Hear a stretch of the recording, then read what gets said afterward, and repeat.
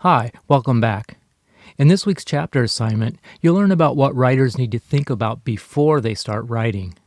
Like with any project, you can save yourself a lot of wasted time and effort if you spend a little time in the beginning planning your strategy and figuring out exactly what it is that you want to accomplish.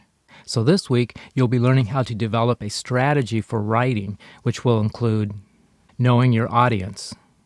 In the world of writing, the word audience simply means your reader. It only makes sense that to be an effective writer, you might need to adjust your writing style to fit the particular audience you are writing for. In Chapter 2 of your textbook, you'll find some examples of what I'm talking about. Choosing a writing style. During any given day, you might be exposed to 100 different styles of writing, things like informal text messages on your phone, magazine articles and blog postings, or 400-page novels. Each style of writing has its own place and purpose, but in this course we're going to focus primarily on what might be called academic writing, a style that's primarily used for writing reports and research papers. As you move into the more advanced writing courses in college, this is the type of writing that you will most often be asked to do. So one of the primary goals for this course is to prepare you for those future writing courses. But don't worry, we're going to start slow and make sure we cover all the basics before moving on. And that means getting better at constructing sentences, putting those sentences together in a paragraph, and then arranging those paragraphs in a complete essay. Let's take a closer look at how all these pieces fit together. In the first part of this course, we'll focus primarily on writing a well-constructed paragraph. The basic structure of a paragraph includes 1. A topic sentence. The purpose of a topic sentence is to let your reader quickly know what the paragraph is about. The topic sentence should include some type of statement or main point that you will address throughout the paragraph. Immediately following the topic sentence are the body sentences. The purpose of the body sentences is to show or explain what your topic sentence is all about.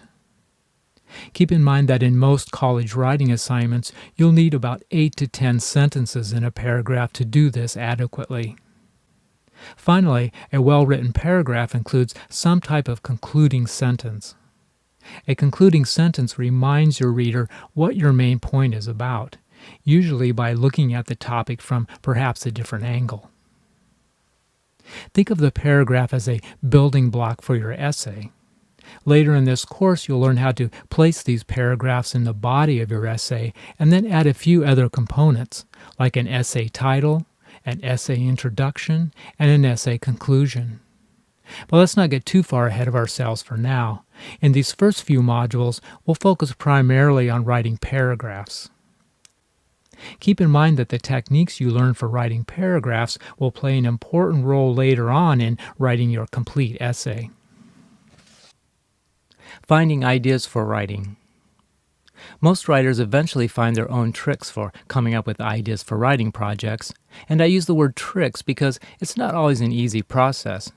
You've probably heard the expression writer's block, which I think describes very well what can happen to students who attempt to start their writing projects with a blank sheet of paper.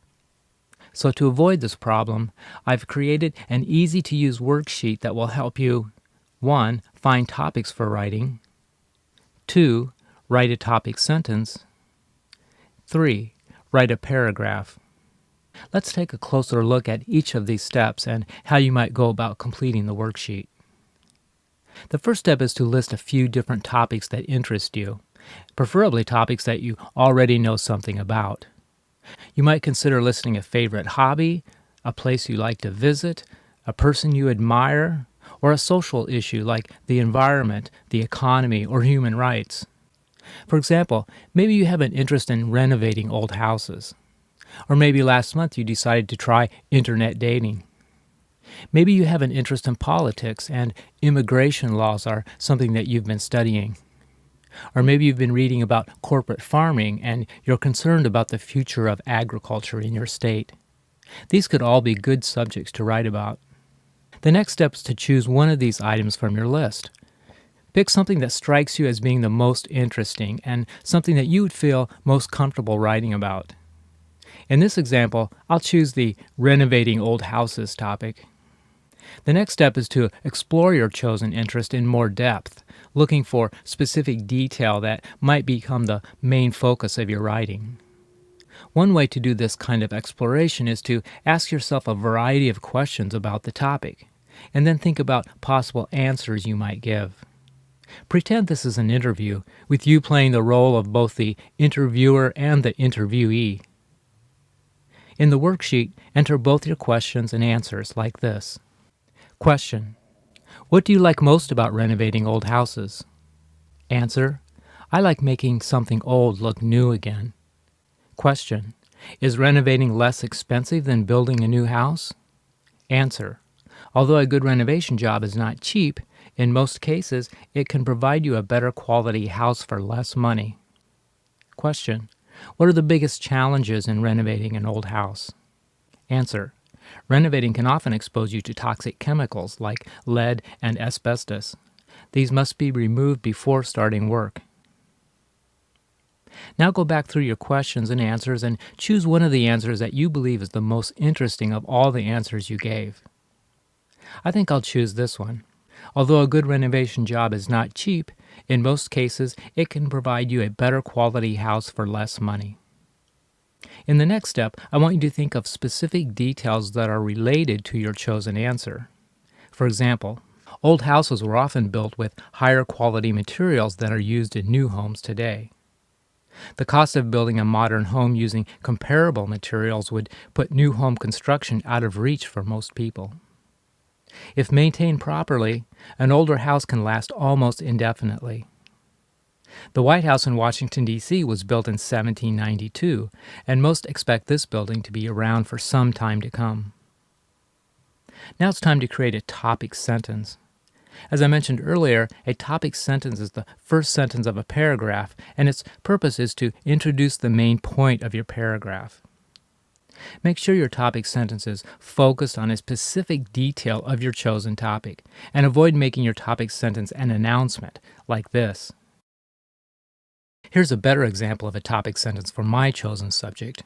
Renovating an old house gives homeowners a chance to own a high-quality home that might otherwise be too expensive to build. After you have written a topic sentence that you are happy with, I want you to use that sentence in a complete paragraph. In Chapter 5 of your textbook, you'll find some information about writing what's called an illustration paragraph, and that's exactly the kind of paragraph I would like you to write using your topic sentence. As you'll see in Chapter 5, an illustration paragraph uses examples to show, explain, or prove a point. If you'd like to see an example of how I wrote my illustration paragraph about renovating old houses, click the link on this page for See My Sample Illustration Paragraph. And while we're talking about the response assignments, I want to make a couple suggestions about what you might include in your evaluations. Now, as you recall from the response worksheet, on page 2 I asked you to write an evaluation of the essay. The section is called Evaluation and Critical Thinking, with the following note. Let me know what you think about the essay. Do you agree or disagree with the author? Do you think the author provides enough supporting details to validate his or her claims? If not, what's missing? Now, the key words here are critical thinking. And if you read Chapter 1 of your textbook, you'll learn that it's important to use your critical thinking skills when reading someone's writing. That means making a point to question what the author is saying and deciding whether or not you think the author is making a valid point. Critical thinking also means that you try to relate what the author is saying to your own personal experience. This is a quick and easy way to determine if you believe what the author says is true. Critical thinking also means that you are able to make suggestions for how the author might improve the essay. Just because someone has published an article doesn't mean it's perfect. Authors can make mistakes too. To give you a better idea of what I'm talking about, here are some of the things you should try to avoid when writing responses to the essays. Now, it's fine to say, I liked the essay very much, but you should immediately follow this with another sentence that explains exactly why you liked the essay. It's okay to say, I agree with the author, but again, you must tell me why you agree with the author, with specific details from the essay to back up your opinion. If you say, I can relate to what the author is saying, I want you to spend some time explaining to me how the essay relates to your own life. Give me real examples and real stories that illustrate what you mean. Finally, try to avoid writing sentences that sound like this. The essay has a lot of good information in it. If you think about it, this is a fairly obvious statement that doesn't need to be said. You can be assured that any essay I choose for you to read in this course will be informative. So what does a good essay response look like?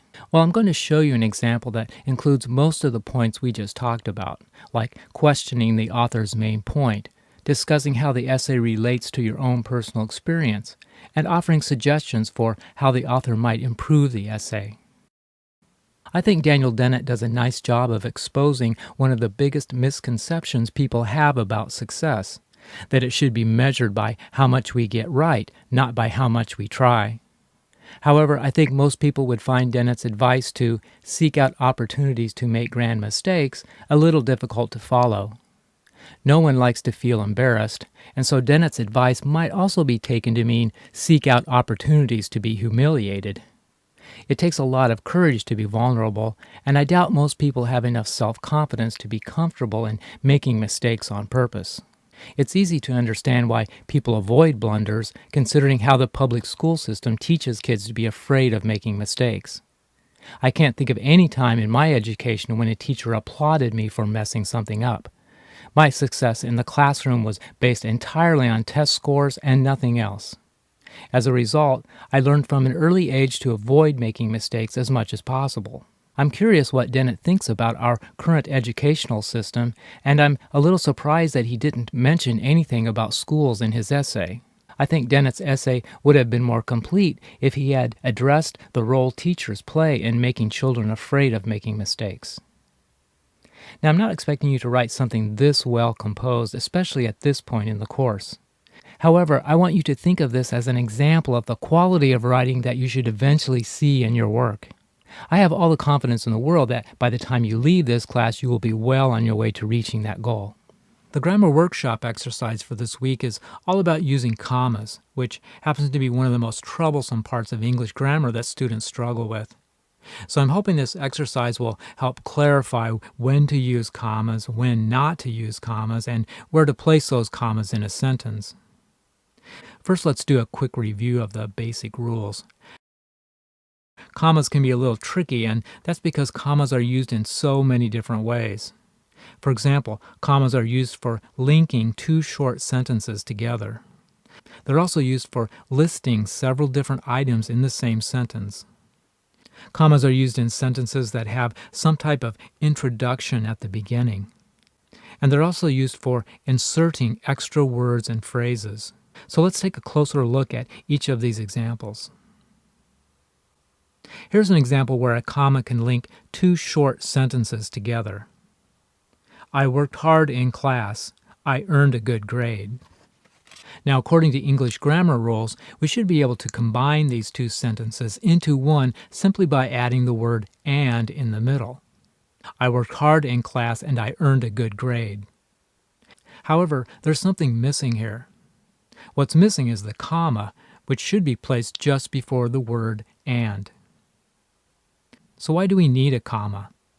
Because whenever we combine two complete sentences, or in grammatical terms, that's called two independent clauses, they must be separated by some type of punctuation.